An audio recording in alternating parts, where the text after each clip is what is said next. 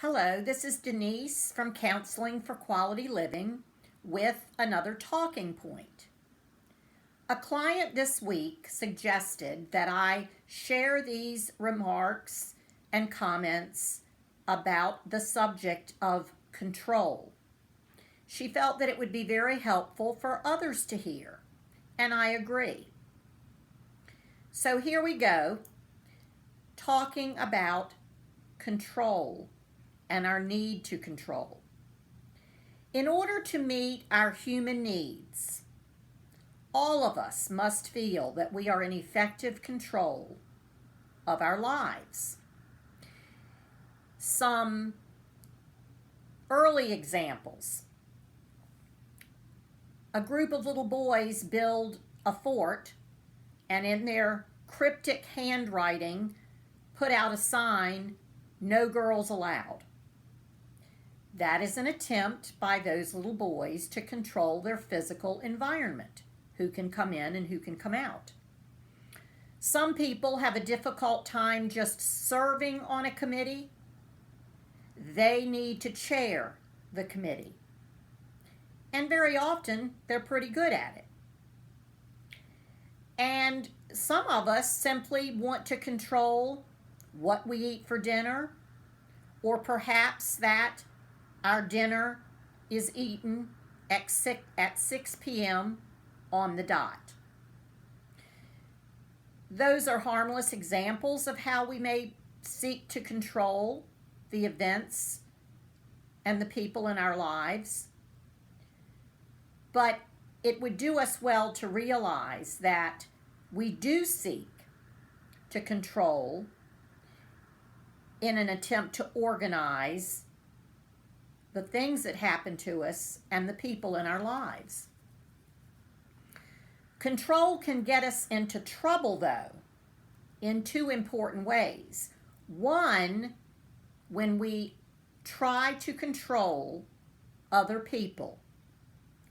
And two, when we use things like drugs, alcohol, and sex to give us a false sense of control.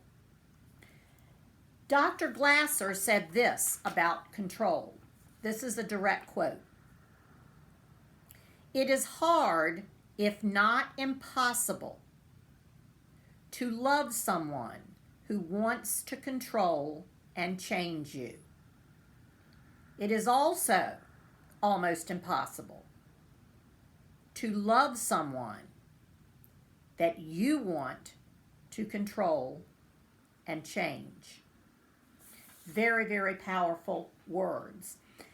At the heart of choice theory is the idea that the only person I can really control is myself. And if I adopt the belief that I can control other people, I am moving in the direction of frustration. Because trying to control others is a never-ending battle. Even the most frightening dictator can never rest, because he or she always has to be on guard and ready to attack if the people that they are trying to control decide to rebel. The flip side of that is that if I believe that others can control me, can control my thoughts, can control my feelings and my decisions, then I tend to blame them for all the things that may go wrong in my life and assume the role of victim, meaning there was nothing I could do about this. It just happened to me.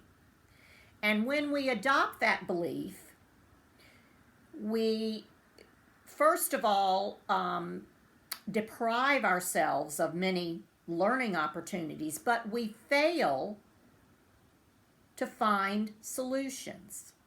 We fail to do anything about the situation because it's much easier to sit back and blame things outside of us for what is going on in our life. So, how does trying to control others affect our relationships? Because we know that contentment in life is all about having fulfilling relationships. Well, most of the time when we are trying to control, we enlist some of what we call the disconnecting habits, and there are 7 of them. In an attempt to control others, we often adopt or often use what I call the CBCs: criticizing, blaming, and complaining. We also may employ threatening, punishing, nagging, and bribing or rewarding for control. We do these things with the adults in our lives and with the children in our lives. We will do another talking point at some time about the disconnecting habits and the reverse of that, the 7 connecting habits. But for now, we'll suffice to say that to any extent that we criticize, blame, complain, threaten, punish, nag, and bribe, we are little by little chipping away at the relationship. Relationships do not thrive when the disconnecting habits are applied to it. So giving up the need to control, it's not easy, but when we look at it, it actually gives us more power because your relationship will improve when you stop trying to control. And when the relationship improves, you will soon find that you have more influence with. Notice that I said influence with, not influence over. You will have more influence with those you wish to be in relationship with.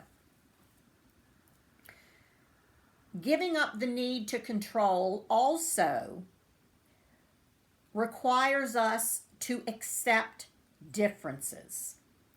That a huge part of the need to control is wanting things my way. Another axiom that is at the heart of choice theory is that I do not know what is best for other people. We all have the same needs. The basic needs are survival, love and belonging, power/achievement, freedom, and fun. We all have them. But we differ in how we wish to meet these needs. We all have the need to eat. That's a survival skill. But I may choose to eat steak, whereas you want pizza. Even the details of how we fulfill our needs may differ. We both may want steak, but I may want mine medium rare, and you may want yours well done.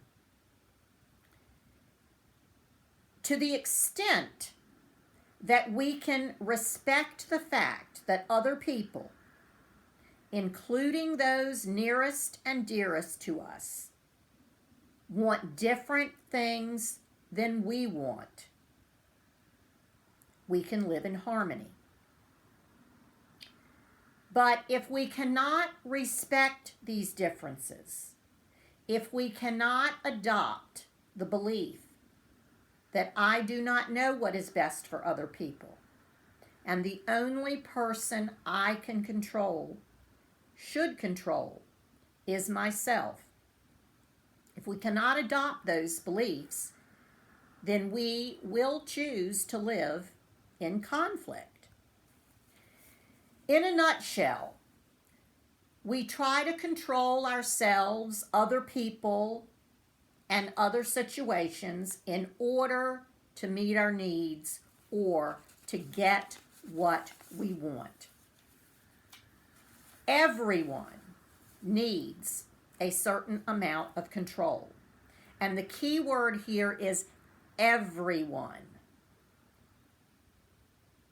You need a certain amount of control, but so does your partner. The boss needs a certain amount of control, but so does the worker.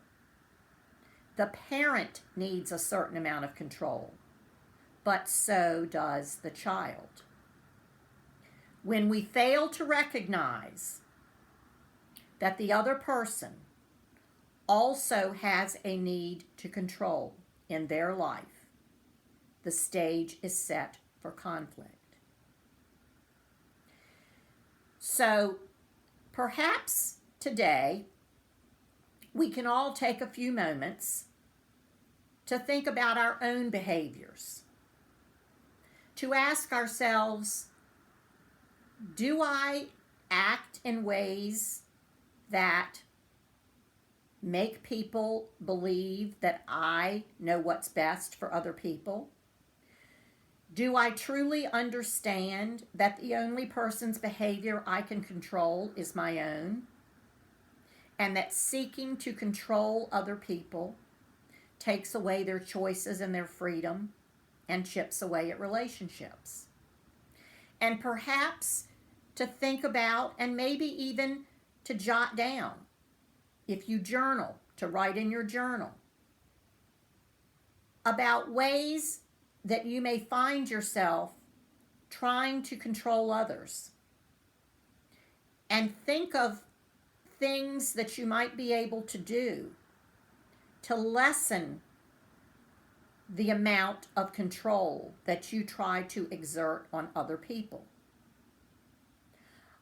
I believe that giving up the need to control will give you more power, more influence with, and a happier and more content life with stronger, more fulfilling relationships. Take care.